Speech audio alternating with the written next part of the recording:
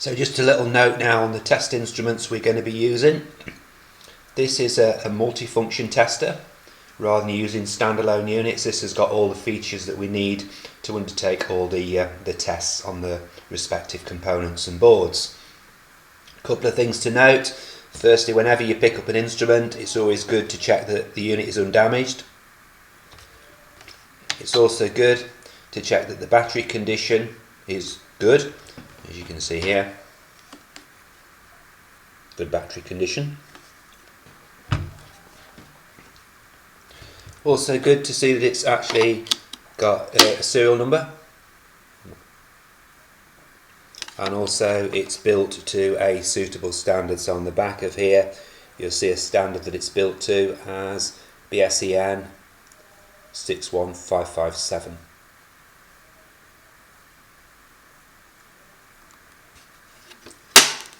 So key things: it's calibrated, it's undamaged, the battery condition is all good and yummy, so that's great. Okay, so we've checked the instrument is calibrated, it's undamaged, and also we've checked the battery condition and it's built to standards, all those sort of things. Also worth noting once again that the instrument is provided with GS38 tips on the probes. These can be removed, but obviously you don't want to be doing that when we're doing sort of live testing. So remember the requirements of GS38 finger guards. Also, you can see there. So very simple to control this instrument.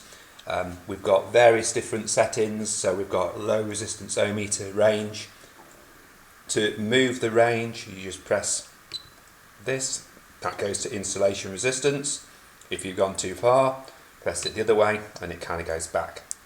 So if you're going to do insulation resistance and you want to change the actual test voltage, you can press that, moves across the voltage, and you can drop that to, or lift it to 1000 volts, or drop it to 250 volts.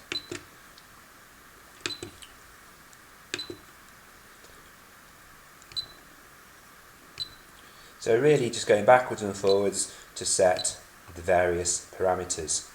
When we're doing our ZEs and our ZSs, it's always good to do ZS RCD function, as this only injects a low current of around 15 milliamps, and this won't trip any upstream RCDs, so it saves any embarrassment of tripping out a circuit that you didn't really want to trip out. And then we can see the functionality there for the RCD check.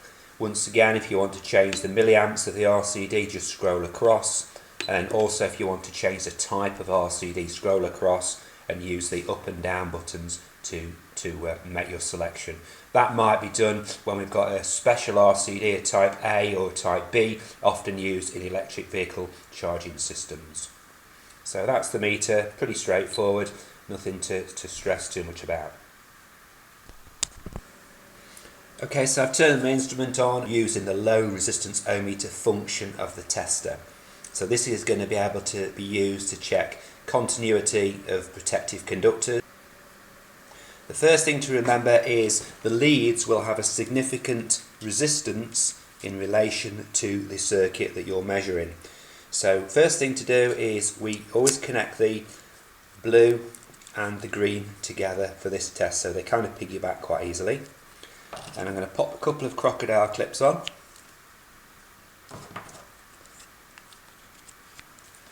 I'm going to put the leads together and just take a measurement so you can see what value that the leads actually are. So to take a measurement, press the test button, and I can see that those leads are 1.21 ohms.